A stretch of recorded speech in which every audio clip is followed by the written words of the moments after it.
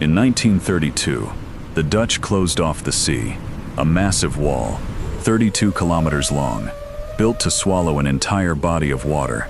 The Zuiderzee, once a wild, open sea, home to fishermen for centuries, gone, turned into a lake, then drained, piece by piece.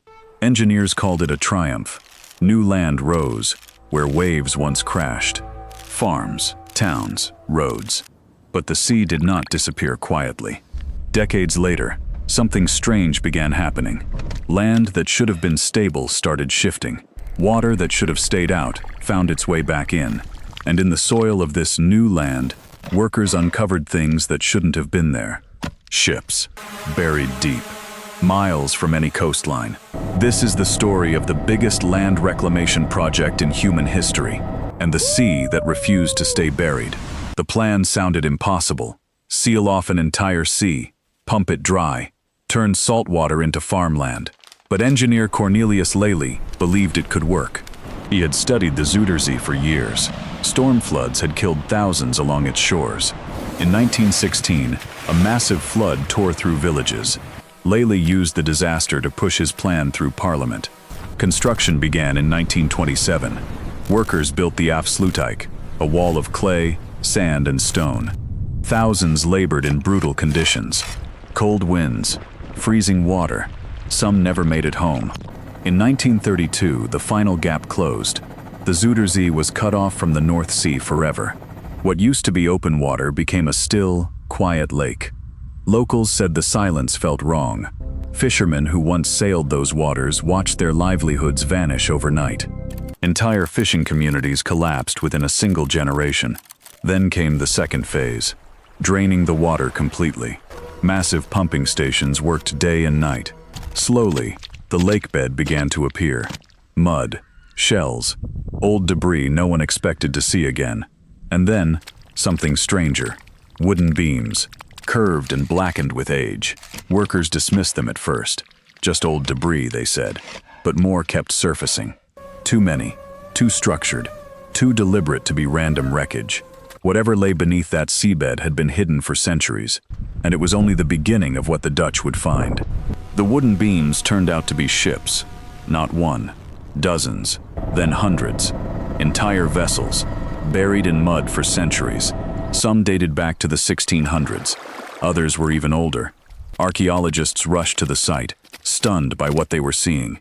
A graveyard of ships, sitting where dry land now stretched for miles.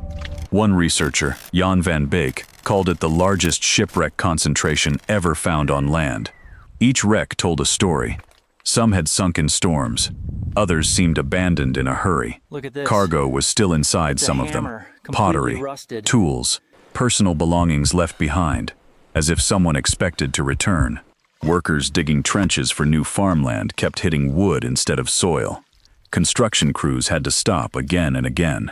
What was meant to be fast, efficient land development turned into a race against history.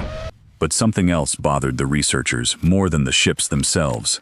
The positions were wrong, too clustered, too close together, as if the ships had been pulled toward the same point before sinking. Old currents couldn't fully explain it. Some workers joked that the sea hadn't given up its ships willingly. Others weren't laughing. Because as more land was drained, the ground beneath their boots kept doing something no engineer had predicted. It was sinking. At first, engineers assumed it was normal settling.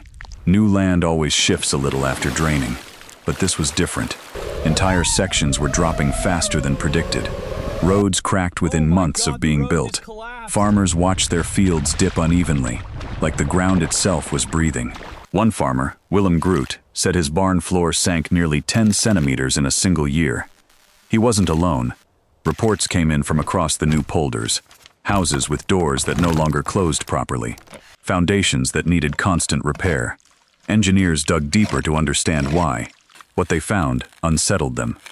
The old seabed wasn't solid ground. It was layers of soft peat and clay, compressed for centuries underwater. Once drained, that soil began doing something dangerous. It kept shrinking, slowly, continuously. Some areas had already dropped below sea level, and they weren't stopping. That meant one terrifying possibility. The land the Dutch had fought so hard to create was heading in only one direction, down, closer to the very water it had been drained from. Officials downplayed the concern in public statements. Progress, they said, always came with challenges. But behind closed doors, engineers ran new calculations. If the sinking continued at this rate, the barriers holding back the sea would eventually face pressure they were never designed for. The Zuiderzee was gone, but the sea surrounding this new land hadn't disappeared. It was still there, waiting. And soon, it would remind the Netherlands exactly how it felt about being erased. The reminder came on the night of January 31st, 1953. A powerful storm surge rolled in from the North Sea. Winds tore across the coastline at speeds no one had prepared for. Dikes that had stood for decades gave way, one after another. Water surged into towns while people slept. In some villages, there was no warning at all. Men climbed onto rooftops, watching their homes disappear beneath black water. Rescue boats struggled against the current, pulling survivors from freezing floodwaters through the night. Nearly 2,000 people lost their lives across the region. It became one of the worst peacetime disasters in Dutch history. For a nation that prided itself on controlling water, the flood felt like a direct answer to decades of overconfidence.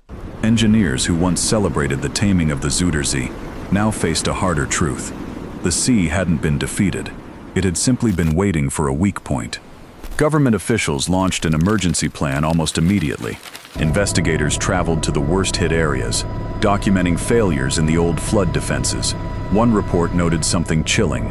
Several barriers near the reclaimed land had shown signs of stress months before the storm. Warnings had been filed, but no one acted in time. The disaster forced the Netherlands into a decision it could no longer avoid. Either build defenses strong enough to survive nature at its worst, or risk losing everything they had reclaimed. What came next would become one of the most ambitious engineering responses in modern history. But first, the nation had to answer a darker question. Had draining the sea in the first place made this disaster worse? Investigators found their answer, and it was not comforting. The reclaimed land had changed how water behaved along the entire coast. Currents that once spread naturally now pushed harder against remaining barriers. The sea wasn't attacking randomly. It was reacting to a system that no longer worked the way it used to. The Dutch government responded with a project unlike anything built before. The Delta Works, a vast network of dams, storm barriers, and floodgates, designed to control the sea permanently. Engineers studied every failure from 1953 in painstaking detail. Nothing was left to assumption this time. Construction took decades. Billions of guilders, entire careers dedicated to a single goal: keeping the water out for good. Meanwhile, the drained land kept settling, quietly, year after year. Today, parts of Flevoland, the largest reclaimed polder, sit several meters below sea level. Farmers grow crops on ground that used to be open ocean. Towns exist where ships once sailed, but engineers monitor that land constantly, aware that gravity and geology never stopped working against them. The ships buried in the mud are now displayed in Dutch museums, silent evidence of a sea that existed long before any wall tried to contain it. Locals living there today rarely think about what lies beneath their homes. But the numbers don't lie. The land is still sinking, just slowly enough for people to forget. The Netherlands didn't defeat the sea. It reached an uneasy truce with it, one that depends on human vigilance never failing. If you found this story as unsettling as we did, there's more history like this waiting for you. Subscribe and see what else the Earth has been hiding.